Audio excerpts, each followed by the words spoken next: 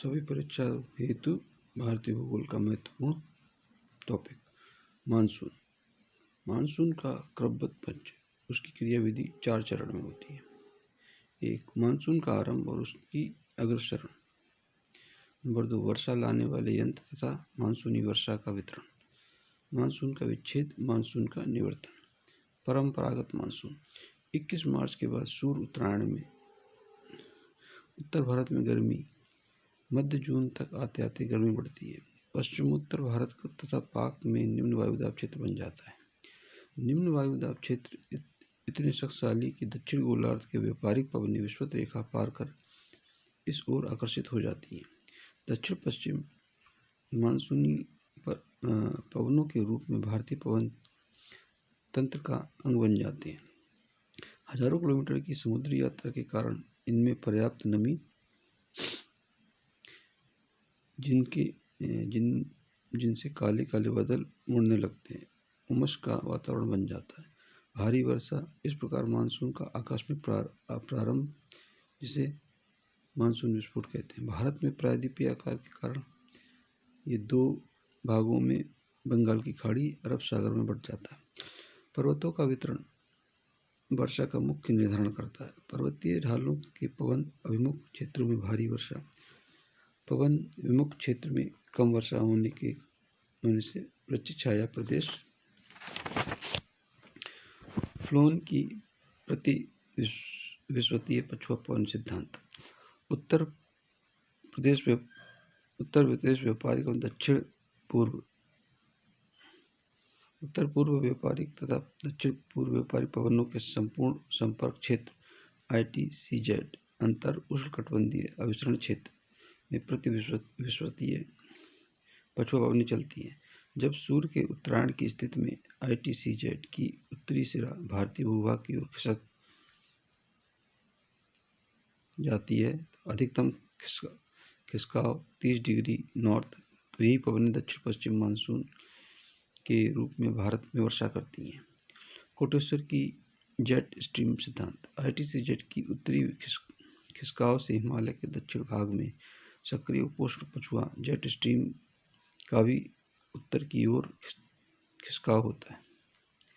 हिमालय तथा तिब्बत के पठार के गर्म होने तथा गर्म हवाओं के ऊपर उठने से ऊपरी वायुमंडल में प्रतिचक्रवातीय स्थिति उत्पन्न होने के कारण पूर्वी जेट पवनों का आविर्भाव होता है। इस क्षेत्र से उसी वायु की दक्षिण शाखा मेडागास्कर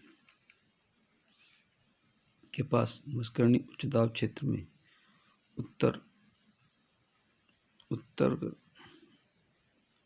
उतर कर सही दक्षिण पश्चिम मानसूनी पवनों के रूप में ये पवनें चक्रीय अवस्था हेडली सेल पूरा करती हैं। इस कारण लंबी समुद्री दूरी तय करने के कारण उसमें पर्याप्त नमी होती है। इसीलिए पर्वतीय ढालों में अभिमुख क्षेत्रों में वह पर्याप्त वर्षा लाती हैं। उष्णकटिबंधीय पूर्वी जेट पवनें इन मानसूनी पवनों को शक्ति प्रदान करती हैं। इस जेट पवनों की उत्पत्ति क्षोभ सीमा 14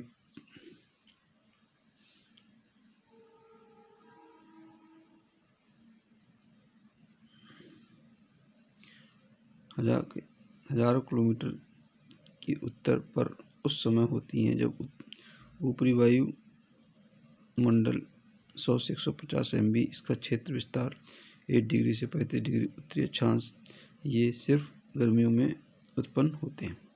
पूर्वी जेट बंगाल की खाड़ी में उष्णकटिबंधीय अवदाबों को भी खींचकर तटीय भागों में लाते एवं चक्रवाती वर्षा कराते हैं। गर्म वर्षा के कारण ये जेट पवनें सतह की अर्धवायु ऊपर उठाती हैं तथा भारतीय भूभाग पर संवहनीय वर्षा कराती हैं। भारत के विभिन्न भागों में मानसून का प्रस्फोट सा हो जाता है। इस प्रकार पूर्वी जेट स्ट्रीम का दक्षिण पश्चिम मानसून के आविर्भाव में अत्यधिक योगदान। इस सिद्धांत से भारत में होने वाली हर प्रकार की वर्षा की व्याख्या इस सिद्धांत को पर्याप्त मानता है। भारतीय उपमहाद्वीप के पश्चिमोत्तर भाग में निम्न वायुदाब की स्थापना व ITCZ के उत्तरी खिसकाव के संबंध में उपोष्ण पछुआ जेट स्ट्रीम के हिमालय के उत्तरी खिसकाव का उष्णकटिबंधीय पूर्वी जेट स्ट्रीम की उत्पत्ति से ये सभी कारक मिलजुल कर भारत में दक्षिण पश्चिम मानसून के विस्फोट के लिए जिम्मेदार है। मानसून का अग्रसरण। पश्चिमोत्तर भारत में निम्न दाब के कारण चापाकार आकृति मानसूनी पवनें 1 जून तक केरल के तट पर, 13 जून तक मुंबई कोलकाता, 15 जुलाई तक संपूर्ण भारत। वर्षा लाने वाले यंत्र व वर्षा वितरण। पर्वतों का वितरण ITCZ। उष्णकटिबंधीय पूर्वी जेट स्ट्रीम का शक्तिशाली होना जो दक्षिण पश्चिम मानसूनी पवन को गति प्रदान करता है। ये पवनें पर्वतीय अवरोधों से टकराकर पर्वतीय वर्षा लाती हैं। बंगाल की खाड़ी में उत्पन्न होने वाले अवदाबों को खींचकर भारतीय भूभाग का आर्द्र पवनों को उठाकर सामान्य वर्षा करती है। अल नीनो व दक्षिणी दोलन सूचकांक। जिस वर्षा पेरू के तट पर एल नीनो प्रतिवर्ष विश्वतीय गर्म सागरीय धारा का जन्म होता है, उस वर्ष दक्षिणी दोलन सूचकांक SOI साउदर्न ओसिलेशन इंडेक्स नकारात्मक और SOI ऑस्ट्रेलिया के पोर्ट व फ्रेंच पोलिनेशिया के तहत के बीच वायुदाब के अंतर से संबंधित है। नकारात्मक SOI प्रशांत महासागरीय वाकर सेल को कमजोर करता है, जिससे हिंद महासागरीय वाकरीय सेल शक्तिशाली हो जाता है। इसके कारण हेडली सेल भारतीय भूभाग से अलग विस्थापित हो जाता है एवं मानसून कमजोर पड़ जाता है। ऐसी स्थिति 2 या 5 सालों में उत्पन्न होती है। 1972 में एल नीनो की उत्पत्ति व मानसून के कमजोर पड़ने में सीधा संबंध पाया गया।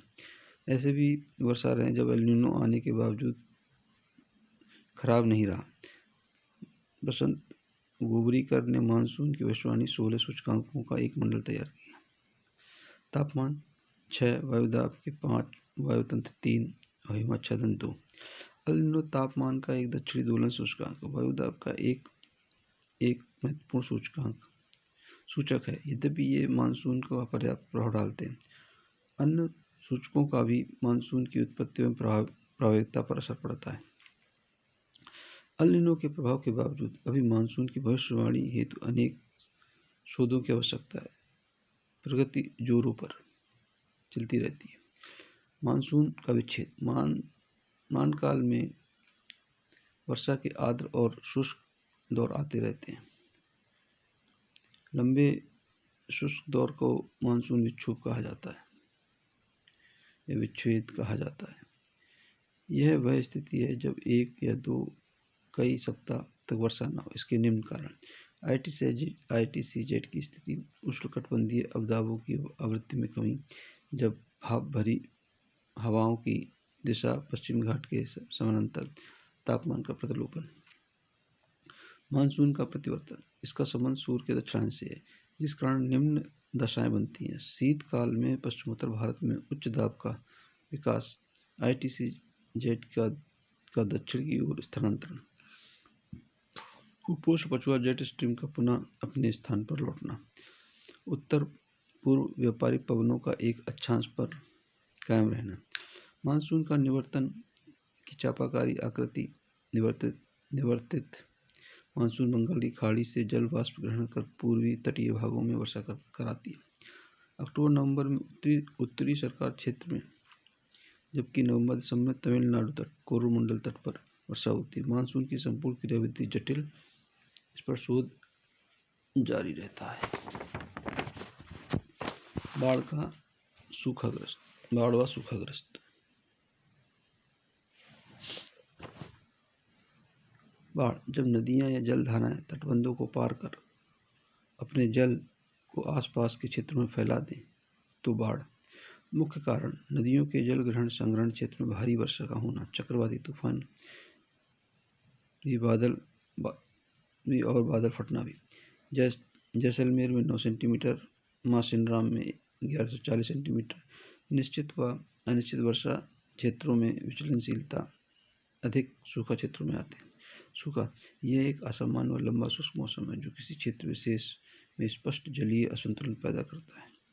सूखा के लिए मानसून की अनिश्चित प्रकृति के अलावा कृषि का अवैज्ञानिक प्रबंधन का उत्तरदायी कारक है। 3 कारक इसके 3 कारक हैं। मौसम विज्ञान किसी भी बड़े क्षेत्र में अपेक्षा से 75% कम वर्षा की स्थिति। नंबर 2, जलीय सूखा। मौसम विज्ञानी शाखा की अवधि से काफ़ी लंबा होने पर नदियाँ, तालाब, झील, जल क्षेत्र सूख जाना। कृषिगत सूखा क्षेत्र। अपेक्षित वर्षा से काफ़ी कम वर्षा होने का परिणाम। मिट्टी की नमी, फसल विकास के लिए अपर्याप्त। सिंचाई आयोग ने वर्षा की मात्रा व उसकी विचलनशीलता के आधार पर सूखा प्रभावित क्षेत्रों में 2 भागों में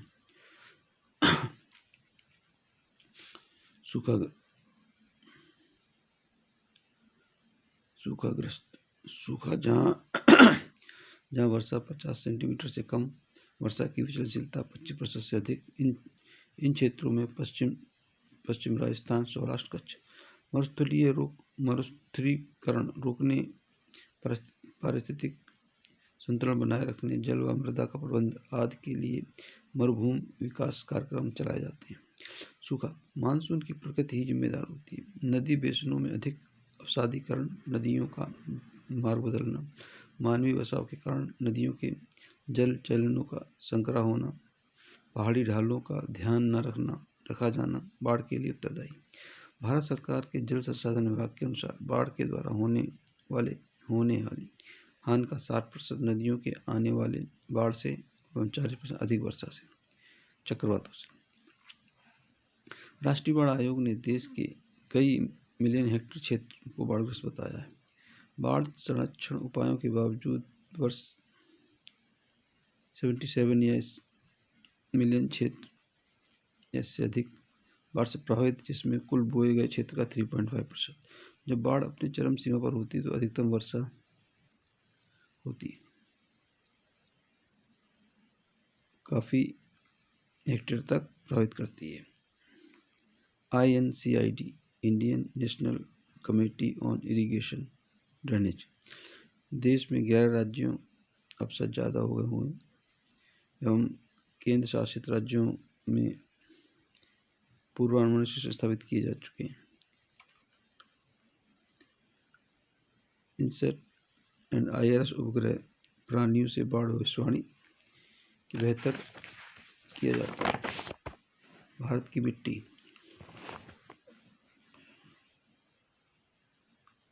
भारत की मिट्टियाँ। भारतीय कृषि अनुसंधान में भारत की मिट्टी को 8 प्रकारों में किया गया है। जलोढ़। यह मिट्टी देश के 40% भागों में 15 लाख वर्ग किलोमीटर क्षेत्र में विस्तृत है, जिसे रेत, गाद, क्ले की भिन्न अनुपात है। तटीय मैदानों में, डेल्टा प्रदेशों में प्रचुरता, गिरिपाद मैदानों में भी इसकी व्यवस्था जाती है। इसे बांगर, खादर में व्यक्त किया जाता है। प्राचीन जलोढ़क को बांगर, जिसमें कंकड़ व CaCO3 भी होता है। इसका रंग काला भूरा। खादर मिट्टी से यह 30 मीटर ऊंचाई पर मिलता है। नवीन जलोढ़क, जिसे खादर भी कहते हैं, जिसमें हर वर्ष द्वारा लाई गई मिट्टियाँ होती हैं। बांगर की अपेक्षा ये अधिक उपजाऊ जलोढ़ मिट्टियाँ पोटास, फास्फोरिक अम्ल, चूना व कार्बनिक तत्वों में धनी है। इसमें नाइट्रोजन व ह्यूमस की कमी। काली रेंगुर मिट्टी, कपासी मिट्टी, काला रंग। इसका निर्माण ज्वालामुखी लावा अपक्षयन व अपरदन निर्माण में जलवायु के साथ प्रकृति की भूमिका। मैग्नेटाइट लोहा, एल्युमिनियम, सिलिकेट, ह्यूमस की आदि की उपस्थिति में से रंग काला होता है। गीली होने से चिपचिपी, सूखने पर दरारें पड़ जाती हैं। नमी धारण करने की बेहतर क्षमता शुष्क कृषि के लिए बहुत आवश्यक है। लाल मिट्टी 5.18 वर्ग किलोमीटर। प्राचीन क्रिस्टलीय छेलों का अपक्षयन व अपरदन से निर्मित गहरे निम्न भागों में ये दोमट प्रकार की है, जबकि उच्च भूमियों पर असंगठित कंकड़ों के समान। कम उपजाऊ, सिंचाई की आवश्यकता पड़ती है। ऊंची भूमियों पर बाजरा, मूंगफली, आलू की खेती। निम्न भूमियों पर चावल, रागी, तंबाकू, सब्जियां। घुलनशील लवणों की पर्याप्तता। फास्फोरिक, कार्बनिक, जैविक, चूना, नाइट्रोजन की कमी। लेटराइट क्षेत्र 1.6 किलोमीटर चेक कर लीजिएगा, जितने भी लोग हैं सुनते हैं जो। वर्षा 200 किलोमीटर या अधिक वर्षा वाले क्षेत्रों में चूना व सिलिका के निक्षालन से इसकी उत्पत्ति। यह झाड़ व चारा का क्षेत्र। उर्वरक डालने पर चावल, रागी, काजू आदि की उपज संभव। मिट्टी में लौह ऑक्साइड, एल्युमिनियम ऑक्साइड की प्रचुरता। नाइट्रोजन, फास्फोरिक अम्ल, पोटास, चूना, कार्बनिक तत्वों की कमी। जंगली व पर्वतीय मिट्टी, क्षेत्रफल 2.85 लाख वर्ग किलोमीटर। जलवायु व परिस्थिति की मिट्टी की प्रकृति में भिन्नता ही है। निर्माणाधीन मिट्टी, ह्यूमस की अधिकता के कारण जल अम्लीय गुण है। कृषि हेतु उर्वरक डालने की आवश्यकता है। भारी वर्षा वाले क्षेत्रों में इसकी ह्यूमस अधिक। चाय, कॉफी, मसाले, उष्णकटिबंधीय फलों की खेती संभव। तमिलनाडु, केरल, मणिपुर, जम्मू कश्मीर एंड हिमालय में पर्वतीय क्षेत्रों में मिट्टी। मिश्रित फल, गेहूं, मक्का, जौ की खेती। जंगली मिट्टियों में पोटाश, फास्फोरस, चूने की कमी। शुष्क और मरुस्थलीय, शुष्क व अर्धशुष्क 1.42 लाख वर्ग किलोमीटर। बालू की मात्रा अधिक। बाजरा, ज्वार जैसे मोटे अनाजों की खेती। राजस्थान के गंगानगर जिले में, जहाँ की सिंचाई की सुविधा उपलब्ध, इस मिट्टी में गेहूं व कपास का उत्पादन। घुलनशील लवणों एवं फास्फोरस की काफ़ी मात्रा। कार्बनिक तत्वों के में नाइट्रोजन की कमी। लवणीय व क्षारीय, राजस्थान, पंजाब, हरियाणा, उत्तर प्रदेश, बिहार, महाराष्ट्र, तमिलनाडु। शुष्क व अर्धशुष्क 1.70 लाख वर्ग किलोमीटर। सोडियम व मैग्नीशियम की अधिकता। सोडियम इनके कारण क्षारीय खेती के लिए उपयुक्त नहीं है। कैपिलरी ट्रांस, विशेषकर नहरी सिंचाई के क्षेत्रों में कोशिका क्रिया के कारण ऊपरी सतह पर सीमित, कृषि के लिए हानिकारक। अनुपजाऊ, स्थानीय नाम रेह, कल्लर, रकार, असर, कार्ल, चापन। चूना या जिप्सम मिलाकर सिंचित चावल और गन्ना जैसे लवणरोधी फसलों को लगाकर सुधार किया जा सकता है। इस स्थिति में चावल, गन्ना, कपास, गेहूं, तंबाकू भी संभव। गीली व दलदली निर्माण, अत्यधिक आर्द्रता वाली दशाओं में बड़ी मात्रा में कार्बन तत्वों के जमाव के कारण, मुख्यतः तटीय प्रदेशों तथा जल जमाव के क्षेत्रों में पाई जाती हैं। घुलनशील लवणों की पर्याप्तता, फास्फोरस, पोटाश की कमी। धान की मिट्टी के लिए उपयुक्त, जल जमाव के क्षेत्रों में वात निरपेक्ष दशा में मिट्टियों में लौह तत्व की उपस्थिति व बड़ी मात्रा में वनस्पतियों के कारण यह मिट्टी खेती के लिए उपयुक्त। मिट्टी की उर्वरता में कमी का कारण पोषक तत्वों का ह्रास, फसल हटाने के क्रम में निच्छालन, भारी वर्षा के कारण अपर्दन, उर्वरता युक्त मिट्टी की सतह का ह्रास, कृषि भूमि का अतिउपयोग। दोषपूर्ण कृषि प्रबंधन, भारतीय मिट्टी में सामान्यतः नाइट्रोजन, फास्फोरस व पोटाश की कमी। कार्बनिक खादों व उर्वरकों को डालकर इस कमी को पूरा किया जाता है। चक्रीय कृषि, मिश्रित कृषि आदि से मिट्टी में गुणवत्ता वृद्धि होती है।